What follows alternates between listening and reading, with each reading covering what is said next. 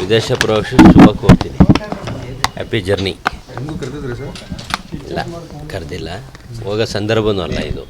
ಯಾಕೆಂದರೆ ಬಜೆಟ್ಟು ಪೂರ್ವಭಾವಿ ನಡೀತಾ ಇದೆ. 6ನೇ ತಾರೀಕು ಬಜೆಟ್ ಮಂಡಿಸ್ತಾ ಇದ್ದಾರೆ ಮುಖ್ಯಮಂತ್ರಿಗಳು. ಈ ಸಂದರ್ಭದಲ್ಲಿ ನಾವು ಇಲ್ಲಿ ಏನಾದ್ರು ಕ್ಷೇತ್ರಕ್ಕೆ ಅನುದಾನ ಕೇಳೋದ್ರ ಬಗ್ಗೆ ನಾವು ಚಿಂತನೆ ಮಾಡಬೇಕು ಬಿಟ್ಟರೆ ವಿದೇಶ ಪ್ರವಾಸ ಹೋಗೋದು ಸೂಕ್ತ ಅಲ್ಲ. ವೈಯಕ್ತಿಕ ಕಾರಣಕ್ಕೆ ಹೋಗ್ತಿದ್ದಾರೋ ಅಥವಾ ಯಾರೋ ಕಳಿಸ್ತಿದ್ದಾರೋ ಅವ್ರಿಗೆ ಸ್ವತಂತ್ರ ಇದೆ ಹೋಗೋಕ್ಕೆ.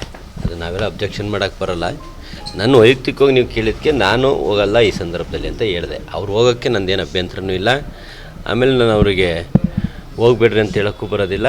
ಅವ್ರವ್ರ ವೈಯಕ್ತಿಕ ವಿಷಯ.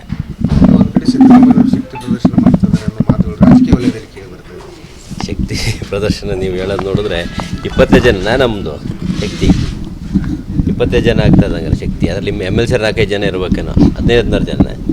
ಥರದ್ದು ಯಾವುದು ಶಕ್ತಿ ಪ್ರದರ್ಶನ ಅಲ್ಲ. ಅವರು ಯಾವ ಕಾರಣಕ್ಕೆ ಹೋಗಿರೋನೇ ರಾತ್ರಿ 8 ಗಂಟೆಗೇನೋ ಏರ್ಪೋರ್ಟಲ್ಲಿ ಇದ್ದಾರೆ ಅನ್ನೋ ಮಾಹಿತಿ ಬಂತು. ರಾತ್ರಿ 8 ಗಂಟೆಗೆ ಬರ್ತಾರೆ ಅಂತ. ನಿಮ್ಗೆ ಅಲ್ಲಿಗೆ ಹೋದರೆ ಕರೆಕ್ಟಾಗಿ ಸಿಗ್ತದೆ ಯಾವ ಉದ್ದೇಶಕ್ಕೆ ಹೋಗ್ತಾರೆ, ಏನಕ್ಕೆ ಹೋಗ್ತಾರೆ ಅನ್ನೋ ಮಾಹಿತಿ. ಈ ಅಧಿಕಾರ ಹಂಚಿಕೆ ವಿಚಾರ ಬಗ್ಗೆ ಪ್ರಶ್ನಿಸಿದಾಗ ಸಿದ್ದರಾಮಯ್ಯನವರು ಯಾಕೆ ಸಿಡಿಮಿಡಿಗೊಳ್ತಾ ಇದ್ದಾರೆ ಫುಲ್? ಅವ್ರನ್ನೇ ಕೇಳಬೇಕು. ನಾನು ಈ ಹಿಂದೆ ತಮಗೆ ಹೇಳಿದ್ದೀನಿ, ಏನು 2 ವರ್ಷ ಅನ್ನೋದು ಭಾಳ 2 ವರ್ಷ ಸ್ಟಾರ್ಟ್ ಆದಾಗಿಂದ 2 ವರ್ಷ ಸ್ಟಾರ್ಟ್ ಆಯಿತು. ಅವ್ರದ್ದು 2 ವರ್ಷ ಮುಗಿದಾಗಿಂದ ಅವತ್ತಿಂದನೂ ಈ ಚರ್ಚೆ ಆಗ್ತಾ ಇರೋದ್ರಿಂದ ನಾನು ಮೊನ್ನೆ ಲಾಸ್ಟ್ ಒಂದು ಹೇಳಿಕೆ ಕೊಟ್ಟೆ. ಹೈಕಮಾಂಡ್ ಆದ್ರಾಗ್ಬೋದು, ಮೊನ್ನೆ ಸಿದ್ದರಾಮಯ್ಯ ಸಾಹೇಬ್ರಾದ್ರಾಗ್ಬೋದು, ನಾನು 2 ವರ್ಷಕ್ಕೆ ಮಾತು ಕೊಟ್ಟಿಲ್ಲ. 2 ವರ್ಷಕ್ಕೆ ಮಾತು ಕೊಟ್ಟಿಲ್ಲ. 2 ವರ್ಷದ ಯಾವುದು ಒಪ್ಪಂದನೂ ಆಗಿಲ್ಲ. ನನ್ನೊಂದು ಸ್ಟೇಟ್ಮೆಂಟ್ ಕೊಟ್ಬಿಟ್ರೆ ಈ ಪ್ರವಾಸನೂ ರದ್ದಾಗ್ತವೆ. ಈ ಮುಖ್ಯಮಂತ್ರಿ ವಿಷಯ ನೀವು ಬಂದಾಗಲೆಲ್ಲ ಕೇಳೋದು ತಪ್ತದೆ, ನಾವು ನೀವು ಮಾಧ್ಯಮದಲ್ಲಿ ಉತ್ತರ ಕೊಡೋದು ತಪ್ತದೆ. ಯಾರೊಬ್ಬರು ಉತ್ತರ ಹೇಳ್ಬಿಟ್ರೆ ದೇಶಪಾಂಡೆ ಚೆನ್ನಾಗಿ ಹೇಳಿದ್ರೆ ಬಗೆಹರಿಸಬೇಕು ಹೈಕಮಾಂಡ್ ಅಂತ. ಬಗೆಹರಿಸಿದ್ರೆ ಉತ್ತಮ.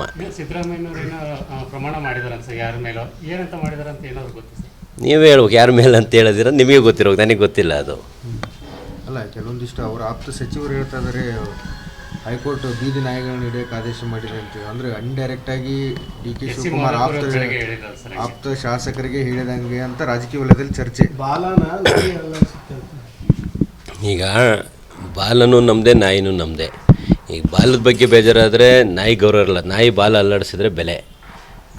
ಹಂಗಾಗಿ ನಾಯಿ ಬಾಲದ ಬಗ್ಗೆ ಮಾತಾಡಬಾರ್ದು. ಅವ್ರು ಹಿರಿಯರಿದ್ದಾರೆ, ಆ ಥರ ಎಲ್ಲ ಪದಗಳು ಬಳಕೆ ಮಾಡಬಾರ್ದು. ಅವ್ರು ಯಾವ ವಿಷಯದ ಬಗ್ಗೆ ಮಾತಾಡಿದಾರೋ ಗೊತ್ತಿಲ್ಲ. ಏನಾದ್ರು DK ಸಾಹೇಬ್ರ ಫಾಲೋವರ್ಸ್ ಇರ್ಬೋದು, ಸಿದ್ದರಾಮಯ್ಯ ಫಾಲೋವರ್ಸ್ ಇರ್ಬೋದು, ಅಥವಾ ಕಾಂಗ್ರೆಸ್ ಶಾಸಕರ ಬಗ್ಗೆ ಮಾತಾಡಿದರೆ ಅದು ಸರಿ ಅಲ್ಲ.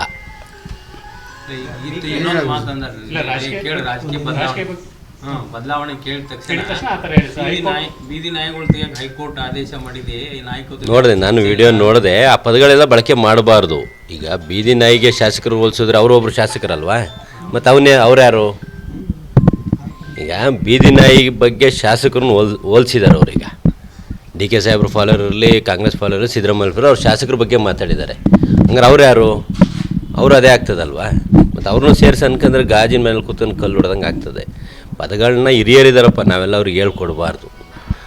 ನಾವು ಇಂಥವೇನಾದ್ರು ಪಾದ ಮಾತಾಡಿದ್ರೆ ನಮಗೆ ಅವ್ರು ತಿದ್ದಿ ಹೇಳ್ಬೇಕು. ಅಂತಾರಲ್ಲ, ಅವರೇ ಮಾತಾಡ್ತಾರೆ ಅಂದರೆ ನಾವು ಅವ್ರು ಫಾಲೋ ಮಾಡಿದಾಗ ನಮಗಲ್ಲೂ ನಾಳೆ ದಿನ ಆ ಪದ ಬಂದರೆ ಏನು ಮಾಡೋಕ್ಕಾಗಲ್ಲ.